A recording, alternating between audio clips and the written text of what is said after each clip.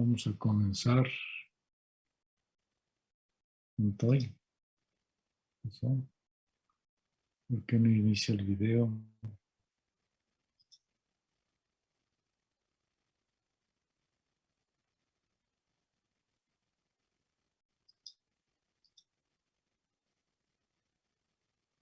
Ahí está. Ok. Muy bien. Muy bien, muy bien.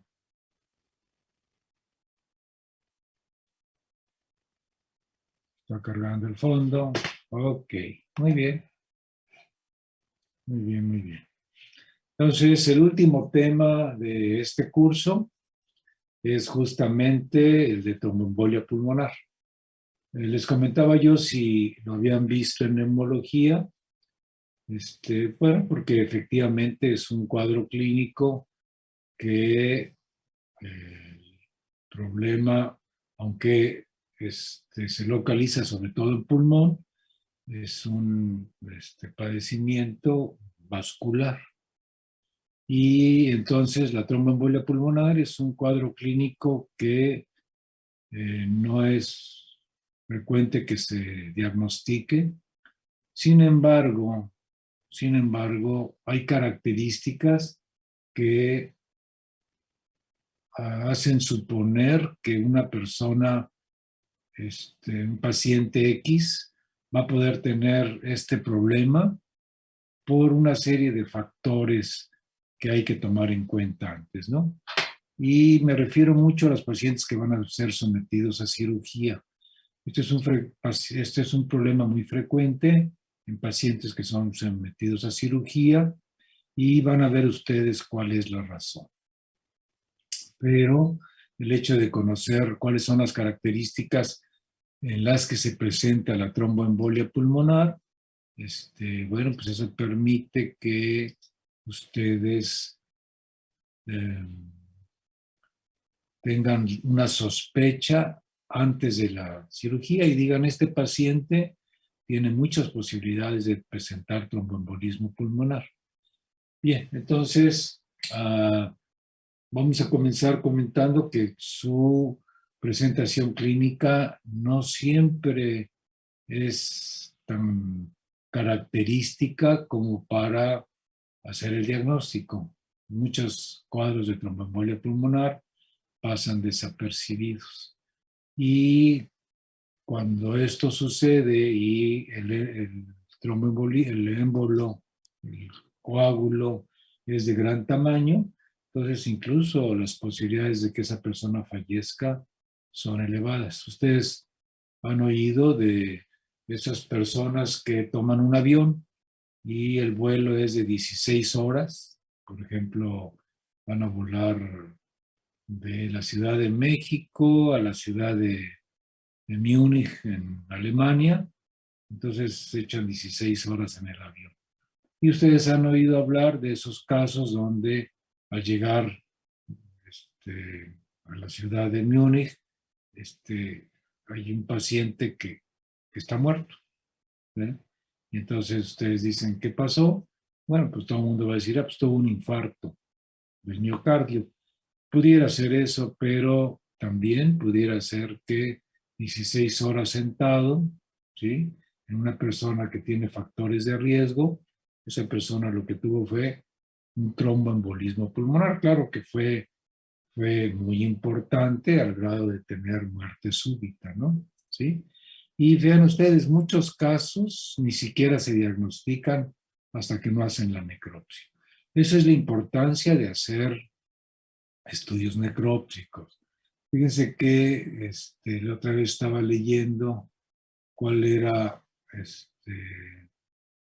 el resultado en la necropsia en los soldados que estuvieron en la guerra de Corea ya por 1950 y tantos, donde Estados Unidos participó en una guerra porque pues, querían, bueno, por la guerra de Corea, pues, por la causa, bueno, no importa ahorita. Pero muchos de esos soldados morían y, claro, no los dejaban en el campo de batalla, ¿no? los que podían, se los regresaban y les hacían necropsia, fíjense, les hacían necropsia. Entonces ahí se vieron muchos casos de padecimiento donde, como les comentaba, es un padecimiento donde los sospechaban que tenían problemas de corazón y pues no era así. Bien, la cosa es que la tromboembolia pulmonar tiene que ver con trombosis venosa profunda, ¿sí? Y esto sucede porque del territorio venoso, que habitualmente en la mayor parte de los casos es territorio venoso que proviene de miembros inferiores, ¿sí? Ahí es el sitio donde habitualmente se forma. Puede haber en otros sitios, sí, más arriba, incluso en abdomen, pero la mayor parte de los coágulos, de los trombos, que se originan en territorio venoso, no arterial, venoso.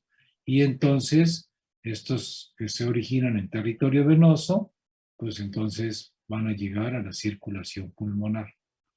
Cuando veíamos nosotros el tema de fibrilación auricular, decíamos que la posibilidad de en una persona que tuviera fibrilación auricular tenía posibilidades muy altas de que un coágulo migrara de la aurícula izquierda, donde habitualmente se forman, que migrara hacia la circulación sistémica, pero en ese caso sería arterial.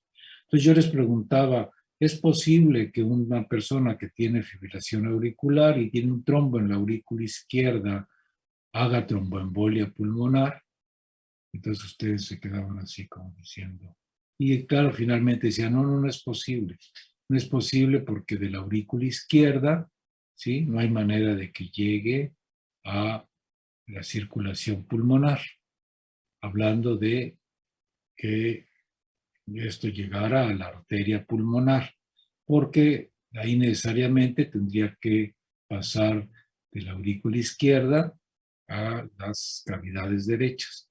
Claro, había una circunstancia donde si hubiera una comunicación interauricular, que pues es muy mala suerte, bueno, de esa manera podría pasar directamente el coágulo de aurícula izquierda a aurícula derecha y de ahí hacia la arteria pulmonar. Pero de otra manera eso no es posible, ¿no? Entonces, aquí el trombo es en la vena y la vena va a llevar su contenido, lo va a llevar a las cavidades derechas. Y a las cavidades derechas, pues está la aurícula derecha, el ventrículo derecho, la arteria pulmonar, ¿sí? Y entonces ahí es donde se origina la tromboembolia pulmonar, ¿sí? Bien, entonces, vean ustedes, esto tiene que ver entonces con trombosis venosa profunda, ¿sí? Tiene que ser un coágulo que se forme en, en las venas profundas. Y vean ustedes, ahí está el sistema venoso representado, ¿verdad? Pero la tromboembolia pulmonar tiene que ver sobre todo con extremidades inferiores, ¿sí? ¿Verdad? Pudiera ser también en abdomen, pudiera ser cirugía abdominal, cirugía urológica, cirugía ginecobstétrica, también esa puede complicarse, pero lo más frecuente es que exista un problema venoso en extremidades inferiores, ¿sí? Un caso muy concreto sería una señora de 45 años que tuvo 10 embarazos, ¿sí? Y cada uno de esos embarazos pues, representó un problema de estasis venosa en miembros inferiores y si la señora no se cuida, pues es una persona que va a tener insuficiencia venosa periférica, ¿sí? Esa señora que tienen varices muy aparentes, ¿verdad? ¿Sí? Entonces, que son obesas, en fin, eso es una persona que El coágulo puede migrar de extremidades inferiores. ¿Y a dónde va a dar? Pues va a dar en la vena cava inferior, y de la vena cava inferior va a pasar a la aurícula, derecha. De la aurícula derecha va a pasar al ventrículo derecho. Del ventrículo derecho va a pasar a la arteria pulmonar, y entonces se va a detener el coágulo dependiendo del tamaño en algunas de las, este, ramificaciones de la arteria pulmonar, que es arteria, pero ya lleva sangre que no está oxigenada y que nosotros llamamos de repente sangre venosa. No se usa mucho ese término porque, ¿sí? Porque quien lleva ese tipo de sangre es la arteria pulmonar. Y la arteria y la vena se definen más que nada por su entrada o salida del corazón. ¿Sí? Entonces, cuando hablamos de tromboembolia pulmonar, estamos hablando de la formación de un coágulo que se forma dentro del sistema venoso, ¿sí? Y del sistema venoso de extremidades inferiores, ¿verdad? Entonces, vean ustedes, este sería el caso de una persona que tiene una trombosis venosa profunda. Eso es un cuadro pues, muy aparente, muy severo, no siempre es así, ¿no? No siempre es así, sí, no siempre es así, pero este sería un cuadro clínico muy característico de una trombosis venosa profunda. Entonces, vean ustedes, hay aumento de volumen, hay enrojecimiento, hay aumento del calor local, ¿sí? Y hay impotencia funcional, lo que está en relación a que existen datos de inflamación. ¿Qué sucede cuando se obstruye una arteria? Todo lo contrario, ¿no? Todo lo contrario. Cuando se obstruye una arteria, entonces no hay circulación, la extremidad es de tamaño normal y con el tiempo incluso puede disminuir si el riego sanguíneo es persistentemente bajo, ¿sí? Y la extremidad no está aumentada de volumen, la extremidad no está caliente como esta, está fría, ¿verdad? Está fría, ¿sí? Entonces, este sería el caso de una trombosis venosa profunda con muy altas posibilidades de hacer un embolismo pulmonar, ¿sí? ¿Ok? Entonces, aquí ya no es corazón, pulmón, aquí es ya también extremidades inferiores, ¿sí? Entonces, lo que ustedes tienen que hacer es una persona que tenga problemas de circulación venosa en extremidades inferiores, es una persona que tiene riesgo de tromboembolia pulmonar, ¿sí? Bien, y entonces la tromboembolia pulmonar, repetimos, está relacionado a una trombosis profunda, ¿sí? Sobre todo en extremidades inferiores. Es decir, esta trombosis profunda que es venosa es la que puede hacer que un coágulo se desprende y migre hacia ¿dónde? Hacia la vena cava inferior, aurícula derecha, ventrículo derecho, arteria pulmonar. Y ya siguiendo la arteria pulmonar, de repente el tamaño va a obstruir, ¿sí? Va a obstruir una de las ramas de la arteria pulmonar, ¿sí? Que llevan sangre insaturada, que también llamamos venosa, pero que no es completamente cierto, porque acuérdense ustedes que la arteria pulmonar lleva sangre insaturada y las venas pulmonares llevan sangre saturada, ¿sí? Si le llamamos venosa, ¿sí? Pues la arteria pulmonar no debería llevar sangre insaturada, ¿sí? Pero esa es la cosa. Y claro, del sistema femoral profundo emboliza ¿dónde? Pues a la circulación pulmonar, ¿sí? Vena cava inferior, aurícula derecha, ventrículo derecho, arteria pulmonar. que es la que lleva la circulación. ¿Ok? ¿Sí? Ahora bien,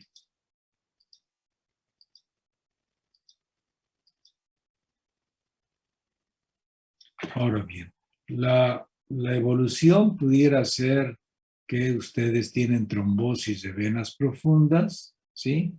Y que esta trombosis de venas profundas produce tromboembolismo venoso. Y este tromboembolismo venoso puede emigrar y dar tromboembolia pulmonar. Y la tromboembolia pulmonar, si es persistente, porque también hay tromboembolia pulmonar aguda y hay crónica, ¿sí? Y la tromboembolia pulmonar crónica puede dar un cuadro, ¿sí?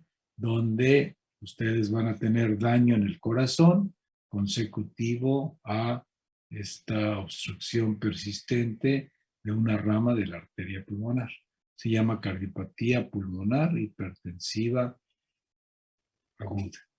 ¿Sí? Esto se refiere a la tromboembolia pulmonar. ¿De acuerdo? Entonces, ¿dónde comenzó todo? Todo comenzó, sobre todo, en la mayor parte de los casos, en el sistema venoso de las extremidades inferiores. ¿Cómo ven?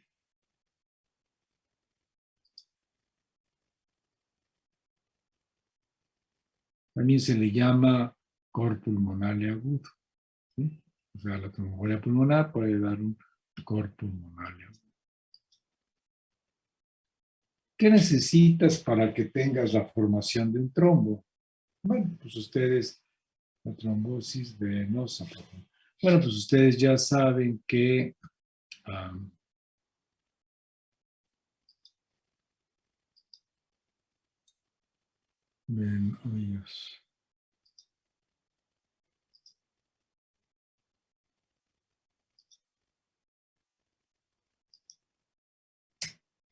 ya saben que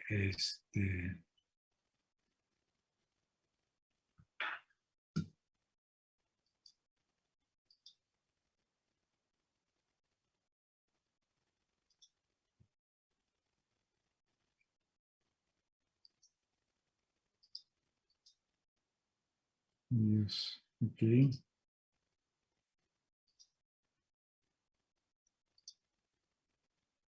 Entonces, ¿qué se necesita para que se formen coágulos en una vena? Bueno, esa triada se llama triada de... Virchow.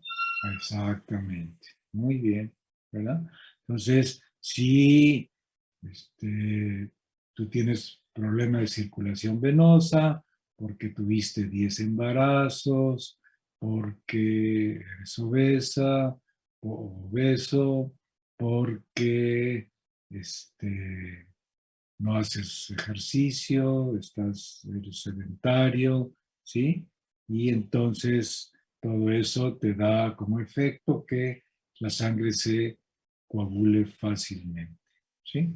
Y entonces, con estas tres características, ¿sí? Por ejemplo, ¿qué puede ser frecuente? Me acuerdo de una paciente muy obesa que tuvo una fractura en la tibia, no sé si tibia y peroneo, nada más tibia. Bueno, la cosa es que necesitó un aparato de yeso, ¿sí? Y entonces, pues obviamente que con eso estuvo en reposo mucho tiempo. Entonces, esta paciente con factores de riesgo, ¿verdad? Obesa, también era fumadora, ¿sí? Y luego, imagínense, 40 días en, con con incapacidad.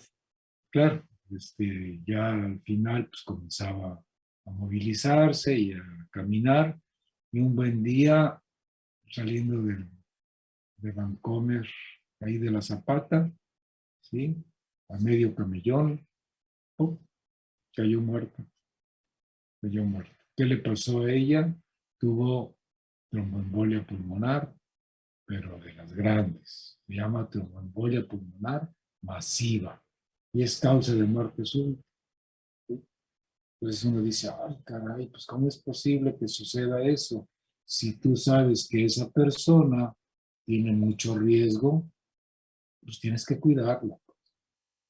Es obesa, es sedentaria, ¿sí?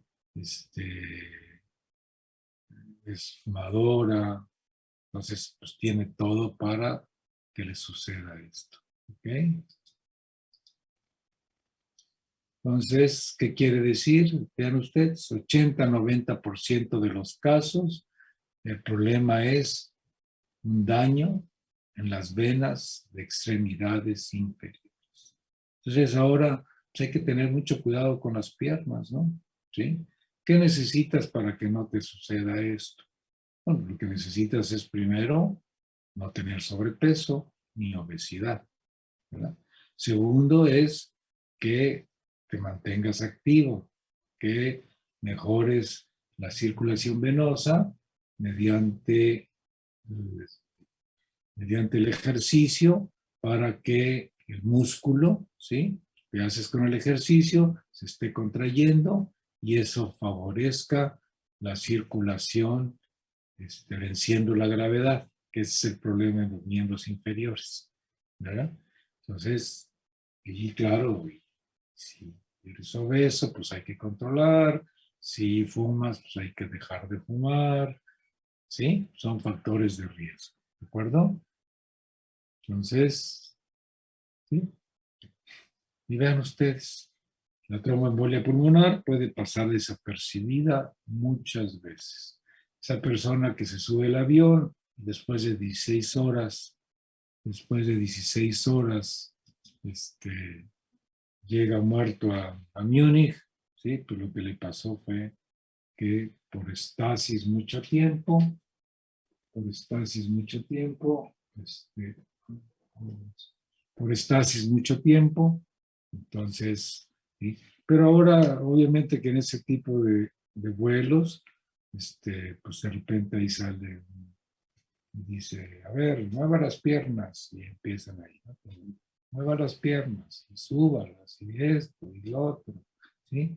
Y a la gente que tiene problema venoso, pues camine ahí alrededor de ¿no? ¿Sí? Este, y la cosa es que no vaya a suceder nada, ¿no?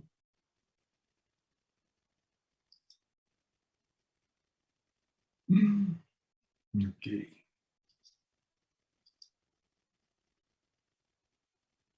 ¿Sí?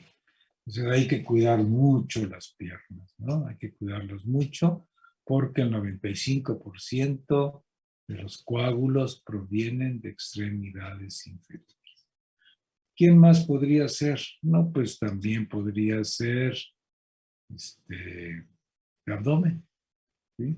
Por ejemplo, pues, cirugía abdominal, cirugía ginecobstétrica, cirugía urológica, eh, cirugía urológica, ¿verdad? Cirugía este, traumatológica, ¿sí? Todo eso hay que tener cuidado porque ustedes deben de saber que si la persona tiene factores de riesgo, hay que prevenir que vaya a tener tromboembolia pulmonar, ¿sí? Entonces, ¿qué va a pasar? No, pues que a esta señora que pesa 110 kilos, mide unos 60, tiene fractura de tibia y peroné y requiere tratamiento quirúrgico.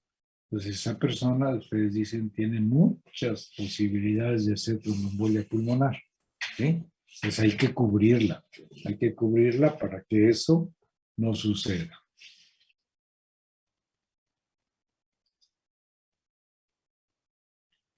También, incluso en casos raros, pues puede haber, el coágulo se puede formar en las cavidades cardíacas, pero esto es excepcional, ¿no?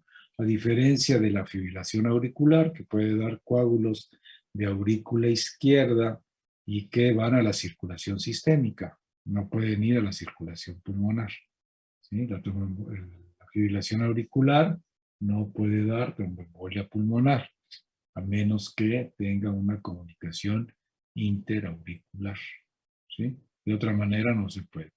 Para que haya tromboembolia pulmonar, el coágulo tiene que venir de las venas. Y las venas llegan a las cavidades derechas y las cavidades derechas vierten su contenido a la arteria pulmonar. Y la arteria pulmonar lleva la sangre hacia el pulmón y cuando se ocluye alguna, pues ahí es donde está el problema.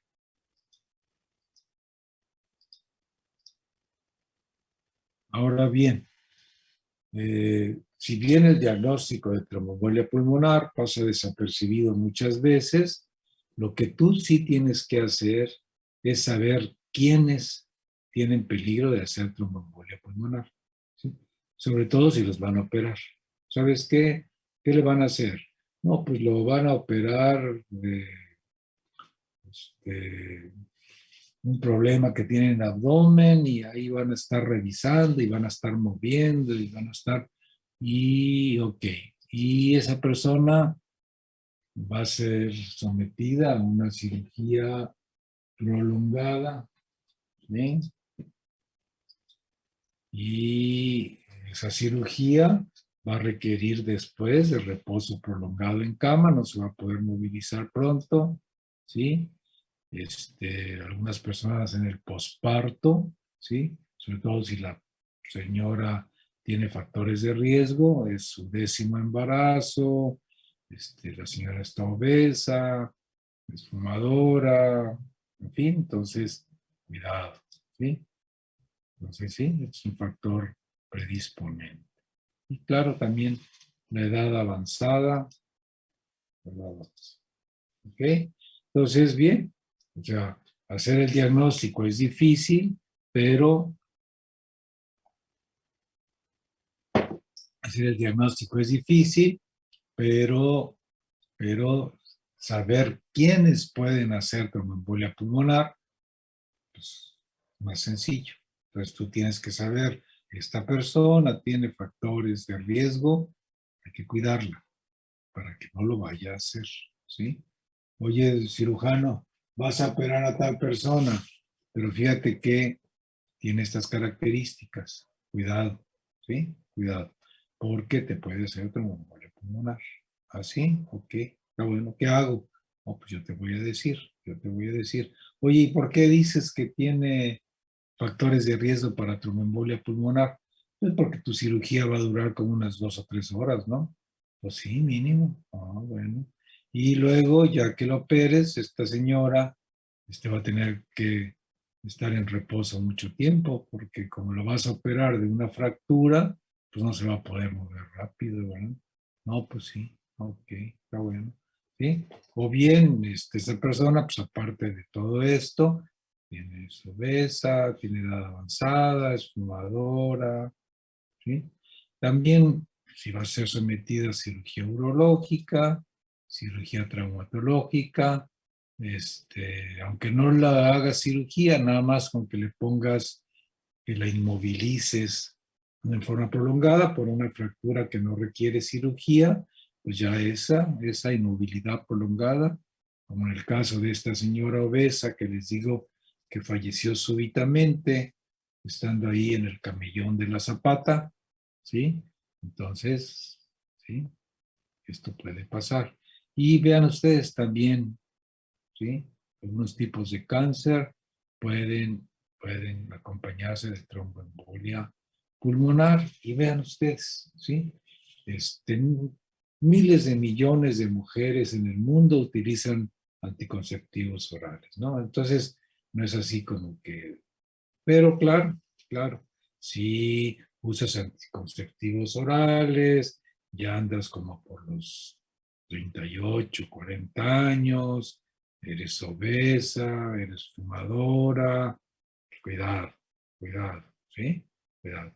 Pero de otra manera, pues tienes 25 años, eres una persona activa, te acabas de casar, no pretendes embarazarte ahorita, tomas anticonceptivos orales y pues no sucede mayor cosa, ¿de acuerdo? Por eso es que aunque tantas mujeres en el mundo usen anticonceptivos orales, pues no es un factor de riesgo en todas ellas, pero en algunas de ellas sí es factor de riesgo, ¿de acuerdo? Y bien, el viaje prolongado, esas 16 horas que le digo, de la Ciudad de México a la ciudad de Múnich en Alemania, pues también es factor de riesgo. Y bueno, pues en las aerolíneas ya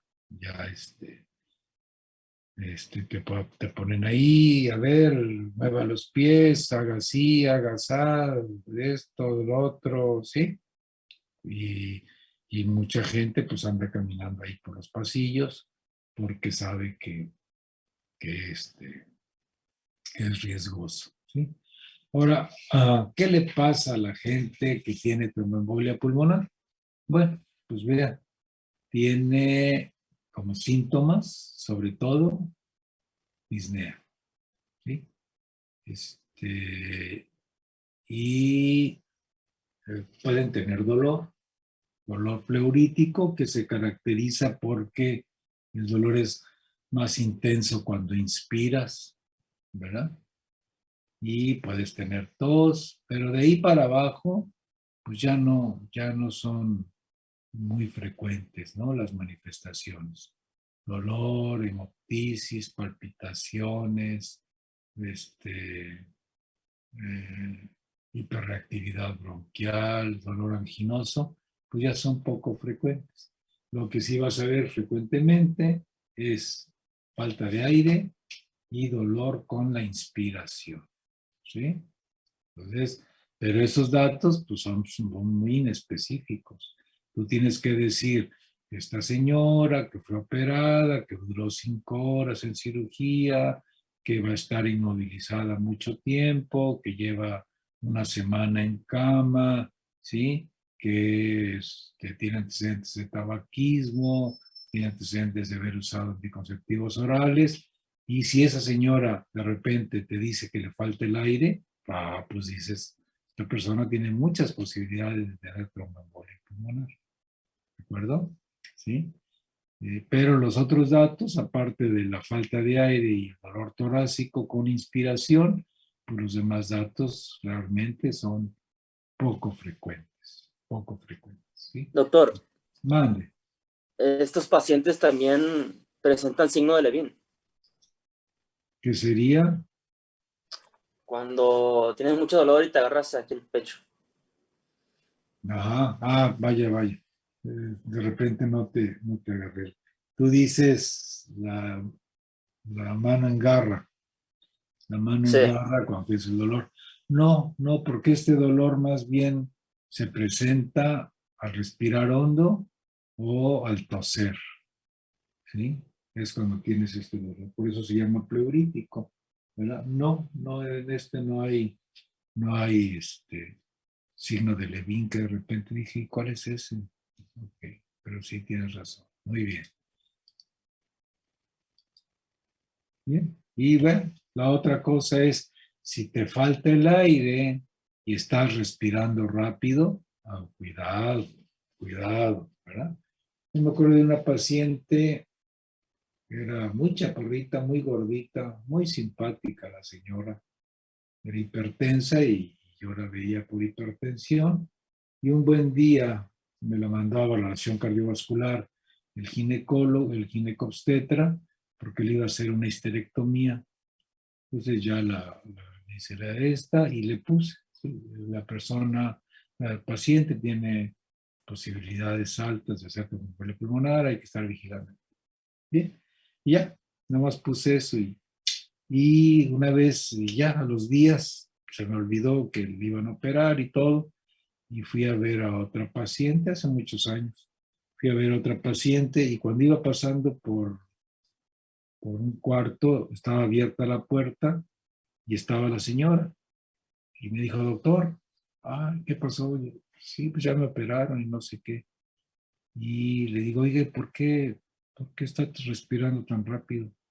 No sé, doctor, de repente sentí como que me faltaba el aire un poquito y empecé a respirar así.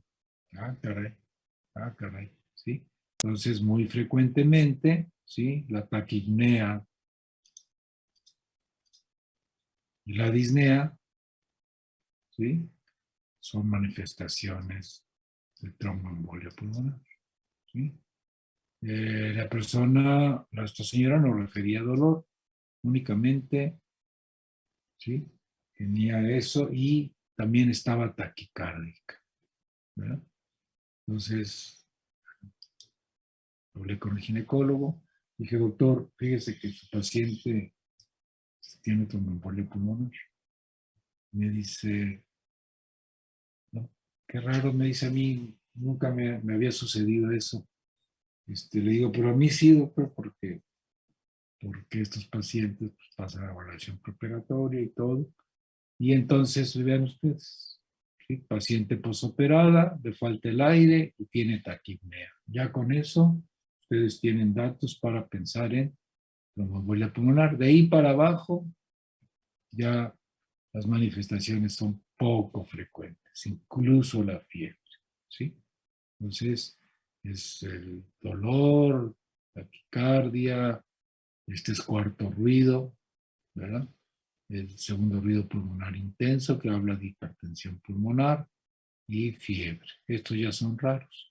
Por eso es que la tromboembolia pulmonar no es un padecimiento que se haga fácilmente.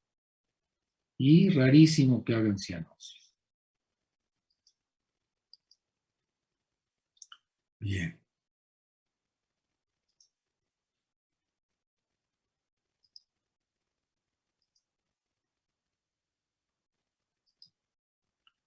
Eso es. ¿Cómo ven? ¿Cómo ven el negocio este? Bien. Cuéntenme de qué manera les plantearon tromboembolia pulmonar en neumología. Igual que diferente. Pues sí, doctor, fue algo así similar. Uy, pues de haber sabido ni se los doy, ¿eh? Entonces, ok, no está bien. Sí, bueno, nada más tenía curiosidad por si el doctor era más enfático en el aspecto pulmonar. Pero pues lo cierto es que esto no puede ser de otra manera porque es vascular. Bien, muy bien. Y el electrocardiograma tiene alteraciones, ¿verdad? Obviamente, pues taquicardia. El eje desviado a la derecha, ¿verdad? Porque hay problema en el flujo de sangre a través de la arteria pulmonar y aumenta la presión en cavidades derechas. Entonces eso hace que el eje se desvíe a la derecha, ¿sí? Incluso puede haber bloqueo completo o incompleto de la rama derecha, ¿sí? Y esto que se llama signo de McGinn y White, que se manifiesta por S1, ay Dios,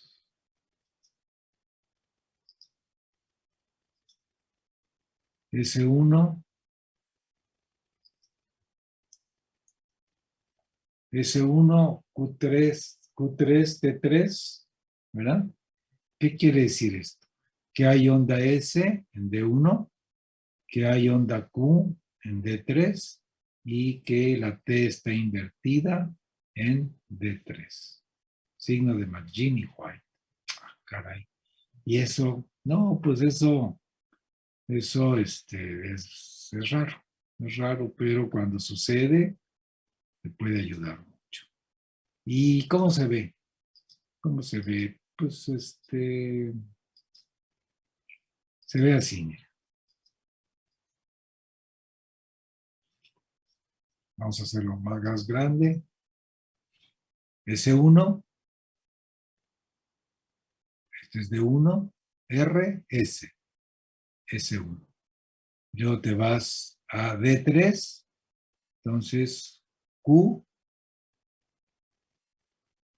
Q, P, invertida. Q3, T3. Y esto lo que muestra es qué sucede cuando ya se solucionó la tromboembolia pulmonar. Entonces, vean ustedes, en D1 desaparece el S1. En D3 desaparece la onda Q porque aquí ya hay R. Entonces esto ya no es Q, este es S, ¿sí? Y lo único que permanece es la T invertida, ¿sí? Entonces esto es durante el cuadro de tromboembolia pulmonar y este es después que ya se solucionó el problema. ¿De acuerdo? ¿Sí? Y entonces vean ustedes ahí en grande, no sé si la vean bien. ¿Sí? Entonces, muchas veces esto pasa desapercibido. Si no piensas en tromboembolia pulmonar, pues no buscas eso, ¿de acuerdo? Pero este dato es un dato electrocardiográfico muy sugestivo de tromboembolia pulmonar. ¿Sí? Vean ustedes, ¿sí? S1, Q3, T3, ¿sí? Y aquí ya en D1 ya no hay S, ¿sí?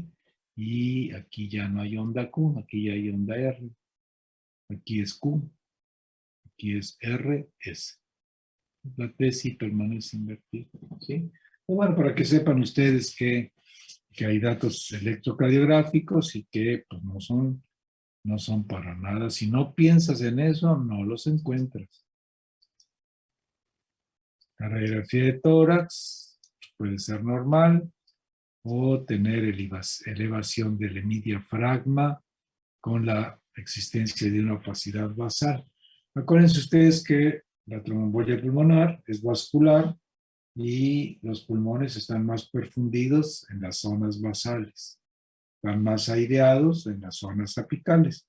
Por eso les decía que la tuberculosis pulmonar que se difunde por vía aérea, pues se localiza sobre todo en regiones apicales. Y en el caso de la tromboembolia pulmonar, pues habitualmente en las regiones más vascularizadas, que son las regiones basales. Entonces, la radiografía puede ser normal o puede tener esto, ¿verdad? Incluso puede llegar a tener atelectasia, ¿verdad? Porque esta parte que no tiene flujo, pues también se retrae.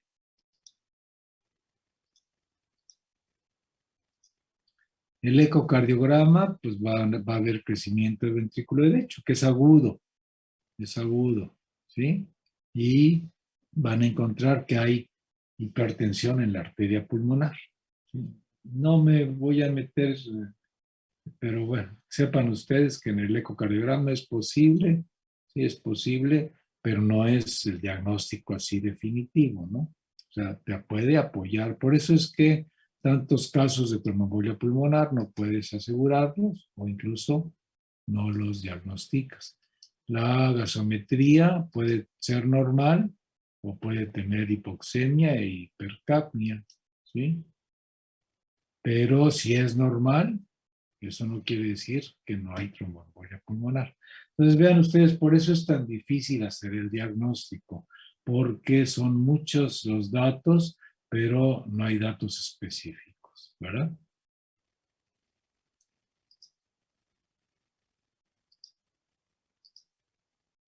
A ver, cuéntenme qué es eso de gammagrama pulmonar ventilatorio y perfusorio. Pues ya ni me acuerdo qué es eso. ¿Qué es eso?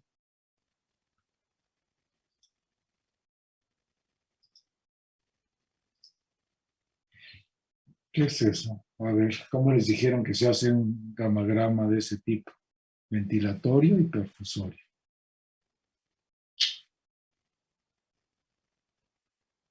Pues la verdad, doctor, nunca habíamos escuchado este de ventilatorio perfusorio, solo habíamos escuchado pues los gamagramas como tal, pero no así, de ventilatorio perfusorio. Ok, muy bien. Entonces, aquí lo que ustedes van a hacer es, les van a dar al paciente, ¿sí? En forma inhalada, ¿sí? Le van a dar una sustancia que tenga ciertos radioisótopos. ¿Y esos a dónde van a ir? Pues esos se van a ir por el sistema respiratorio, los bronquios, y van a llegar a los alveolos.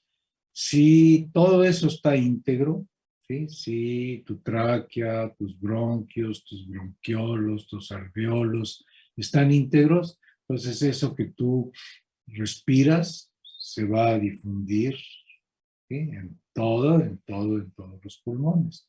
Y eso lo vas a captar con una cámara que sea útil para detectar radioisótopos, se llama gamma cámara, ¿sí? Eso lo hacen en medicina nuclear, ¿sí?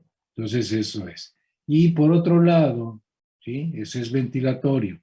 Y perfusorio es que tú, la misma sustancia, pero en otro medio líquido, la inyectas.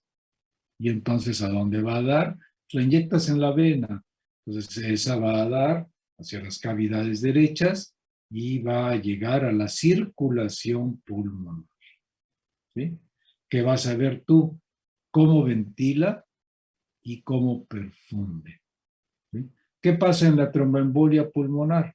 En la tromboembolia pulmonar, el problema no es bronquial. Entonces, lo que se inhala decir, no perfunde. Lo que se inhala, entonces se difunde por todos los pulmones. Bien, porque ahí no hay problema de obstrucción en los bronquios. El problema es en la perfusión, que hay una parte del pulmón que no está irrigada adecuadamente porque un coágulo se tapó la arteria, la rama de la arteria pulmonar que lleva sangre a ese sitio, ¿sí? Entonces ustedes ven que hay zonas que están, todas deben estar bien ventiladas, pero hay zonas cuando hay tromboembolia pulmonar que no están perfundidas. Y eso ustedes dicen, ok, no hay obstrucción en bronquial, el problema es en la perfusión, ¿sí? Eso se llama, y eso lo haces mediante la detección de una gammagrafía, que no es más que esto, ¿sí? Entonces, vean ustedes, ¿sí? ¿Sí? Ustedes tienen aquí una ventilación adecuada, pero no tienen una perfusión adecuada, ¿sí? Entonces es otro dato que también ayuda en en el diagnóstico, ¿sí? Y luego pues está la tomografía, ¿verdad?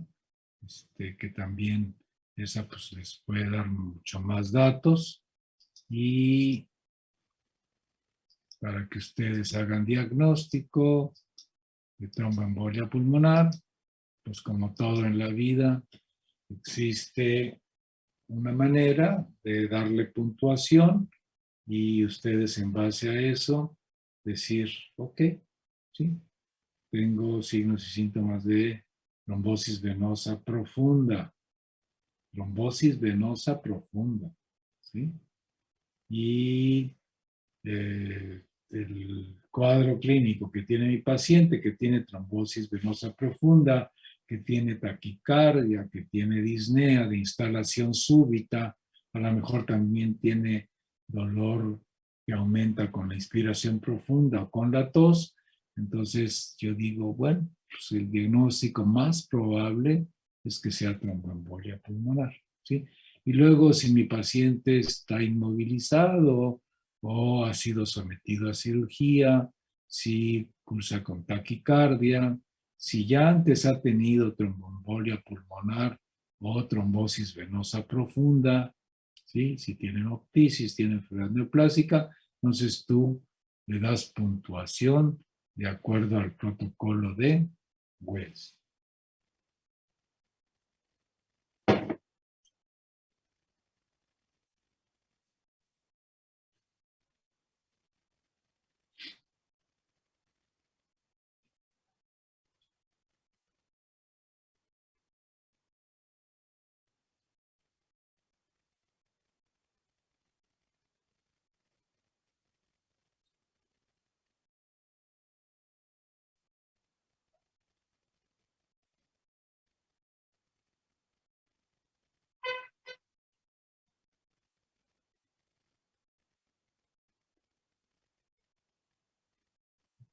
Bien.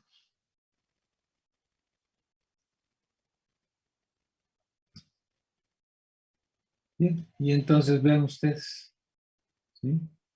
Si la puntuación es baja, pues la probabilidad clínica es baja, ¿sí? Y la probabilidad de que haya tromboembolia pulmonar, pues es muy baja, ¿sí? La probabilidad clínica moderada, pues entonces la probabilidad de tromboembolia pulmonar sube un poquito, no gran cosa, 20 a 40%, ¿sí? Y es la forma, ah, la forma en la cual pues tú puedes hacer diagnóstico pues ya en forma más sólida. Y cuando es alta, pues tiene más de 6 puntos, ¿sí? Y entonces, vean ustedes, ¿sí?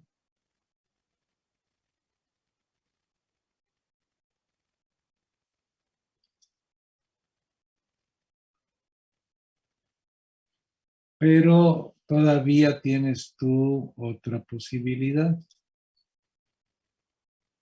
Esto, ¿sí? El dímero D, ¿verdad?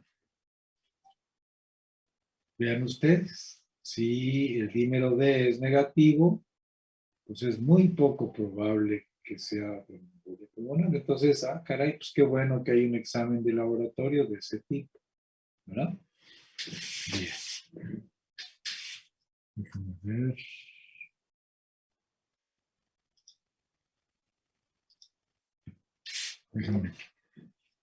Déjame, cafecito, mientras copian.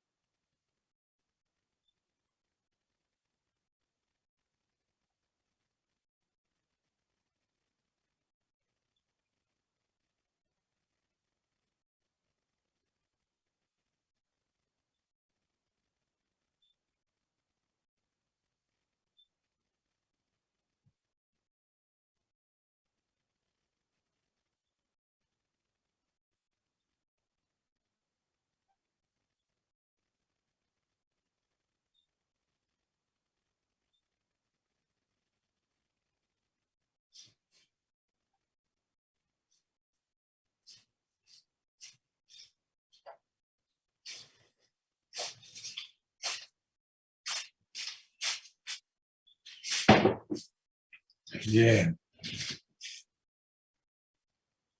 Bien, y en algunos casos, ¿sí? Que dices, no, esto es tromboembolia pulmonar, ¿sí? Por clínica y por la presencia de dímero D. Entonces, bueno, ustedes dicen, vamos a practicarle una tomografía helicoidal o una gamografía, como les dije.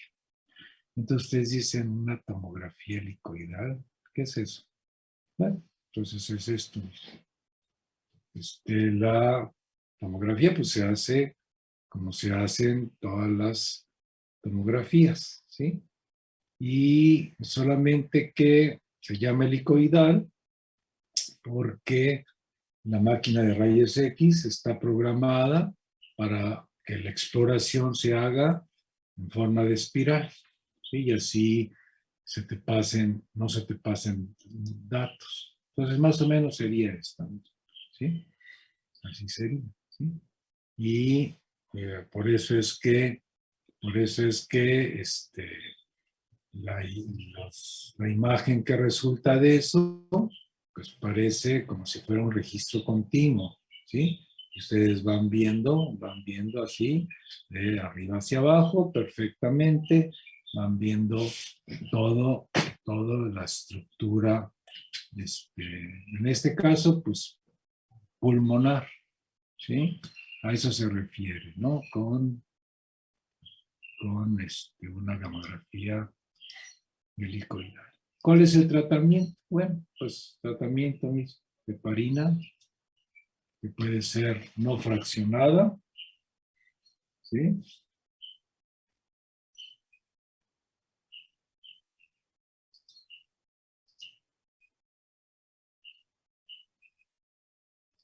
¿Qué hora? ¿No se han dormido?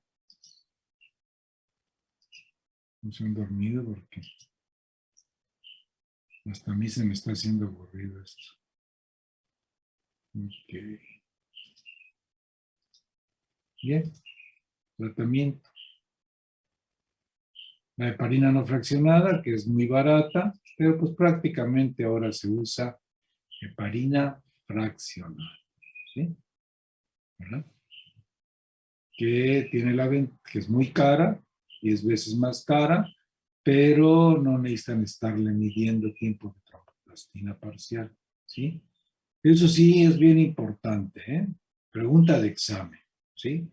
¿Sí? La actividad de la heparina se mide mediante tiempo de protrombina, tiempo parcial de tromboplastina, tiempo de coagulación, tiempo de sangrado, ¿sí? La heparina se mide con tiempo de tromboplastina parcial. Y los anticoagulantes orales se miden con tiempo de protrombina. ¿Okay? Y la heparina fraccionada ni siquiera requiere de estarle vigilando el tiempo de tromboplastina parcial. Pero la heparina no fraccionada, ¿sí? Esta que es la barata, aquí sí hay que estarle haciendo tiempo de tromboplastina parcial, ¿sí? Entonces, usados con eso, cuando digan, ¿qué tiene este paciente? No, pues este paciente tiene una prótesis aórtica y está anticoagulado de por vida. Ok, si está anticoagulado de por vida, pues es un anticoagulante oral. Y si es un anticoagulante oral, su actividad se mide con tiempo de protrombina. ¿Sí? Este paciente, diferente, este paciente está hospitalizado, le están aplicando heparina, ¿sí? ¿Cómo vas a medir tú la actividad de la heparina? Con tiempo de tromboplastina parcial. ¿De acuerdo? En hematología ustedes vieron otro tipo también de manera de medir, pero en la práctica lo que se hace es o tiempo de protrombina o tiempo de tromboplastina parcial, ¿sí? ¿Verdad? Porque también hay tiempo de trombina, pero eso ya es más especializado. Entonces, que les quede bien claro que si el anticoagulante es oral, lo van a medir con tiempo de protrombina. Si el anticoagulante es del tipo de la heparina, que es subcutáneo o intravenoso, se mide con tiempo de tromboplastina parcial. ¿Ok? Eso es importante, ¿no? Eso es importante. Yo creo que de esto, esa sería la única pregunta de examen. Pregunta de examen, preguntas de examen. Preguntas.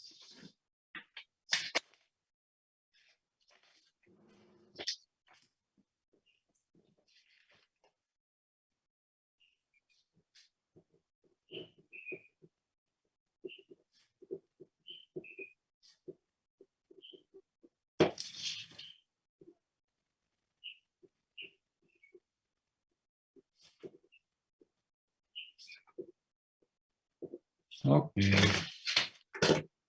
Muy bien. Sí, ya que ustedes en la fase aguda usaron heparina, entonces ya lo dejan, ¿sí? Lo dejan con anticoagulación oral con warfarina. Entonces la warfarina, su actividad se mide con tiempo de protrombina. La heparina, su actividad se mide con tiempo de tromboplastina parcial. ¿De acuerdo? ¿Sí? ¿Y cuánto tiempo van a darle anticoagulación oral? Pues depende del paciente, pero habitualmente son unos 3 meses. ¿Sí? Pero depende de cada paciente, pues. ¿Sí?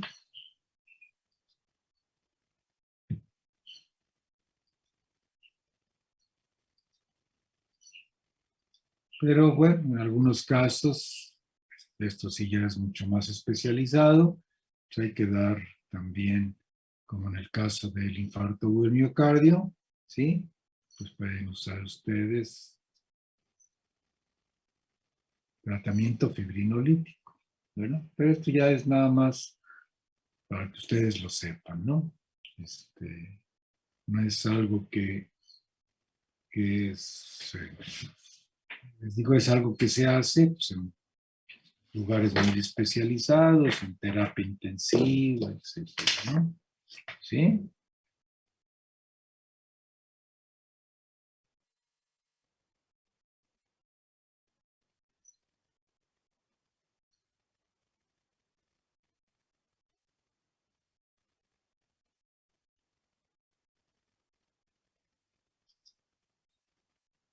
Esa sería la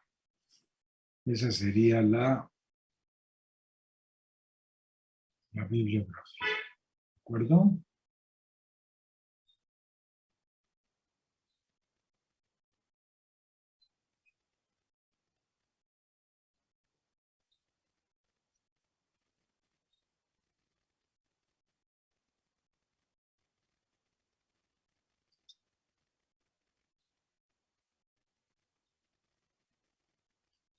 Ya que estén en hospital, en el internado, todo esto va a tener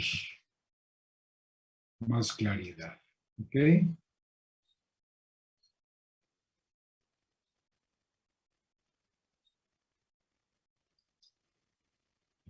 Bien, ¿cómo ven? Sara, ¿cómo ves? Todo bien, doctor. Bien, ok, ya no se te va a olvidar qué pacientes están en riesgo de hacer tromboembolia pulmonar. Ándele, Miralis, Todo bien, doctor. ¿todo bien? Víctor, Todo bien, doctor. eso, Martín, Todo bien, doctor. bien, Edith, Fernanda, Todo bien, doctor. bien, Coral, Todo bien, todo correcto, doctor. ok, Rigoberto, Todo bien, doctor. bueno, Flor Carolina, Todo bien, doctor. ok, Dafne, Todo bien, doctor. bien, María Fernanda, Todo bien, doctor. eso, Antonio, González, Todo bien, doctor. Ana Isabel, Todo bien, doctor. eso, Brittany, Todo bien, doctor. Abelardo, Buenos días, ¿todo bien, doctor? buenos días, Margarita, Hola, doctor. hola, Ernesto, Muy buena clase, Doc. Todo bien. eso, 10 Ernesto, Belén, Hola, doctor. Buenos días. ¿Todo bien? bueno, Gildardo, Todo bien, doctor. ok, Walter, Buenos días, todo bien. ok, Diego, Buenos días, doctor, todo muy bien.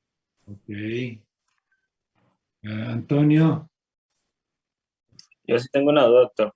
ajá, mande, Yo una vez leí que a los pacientes que iban postrados en cama, que si les vendan las piernas, ayuda a prevenir la trombosis venosa.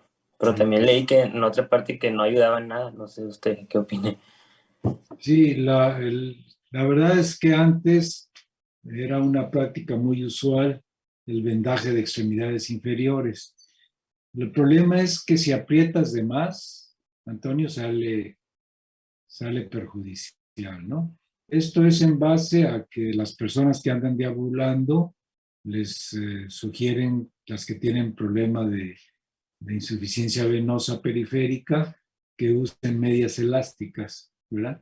Pero sí tienes razón, en los pacientes que tienen reposo prolongado, no es tan útil y más vale, en todo caso, prevenirlo con anticoagulación, ¿verdad? Y movilizarlos en cuanto se pueda. Eso es lo más importante, pues.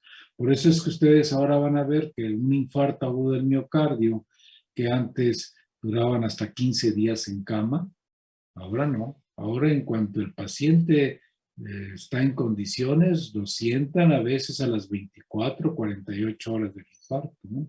Dependiendo de la evolución. Entonces, lo que es mejor es indudablemente la movilización temprana, ¿no? Muy bien. Viridiana. Buenos días, doctor. ¿Todo bien? Ok. Elki. Buen día, doctor. ¿Todo bien? Eso. José Luis. Buenos días, doctor. ¿Todo bien? Ok. Jennifer. Buenos días, doctor. ¿Todo bien? Ok. Selene. Buenos días, doctor. ¿Todo bien? Ok. Jocelyn.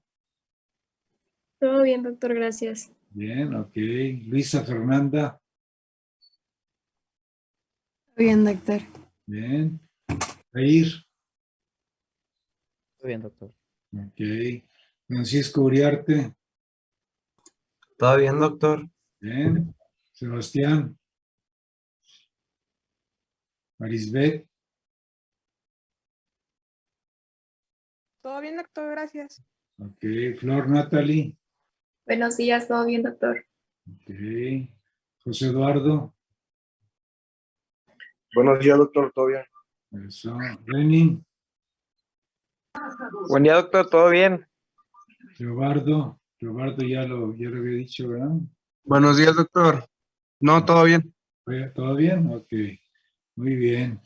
Bueno, pues este es el último pase de lista, jóvenes. El viernes a las... Doctor, Mande. un compañero, Luis Alberto, él me dijo que no iba a poder entrar porque tenía algunos problemas familiares, entonces... Ok. Muy bien.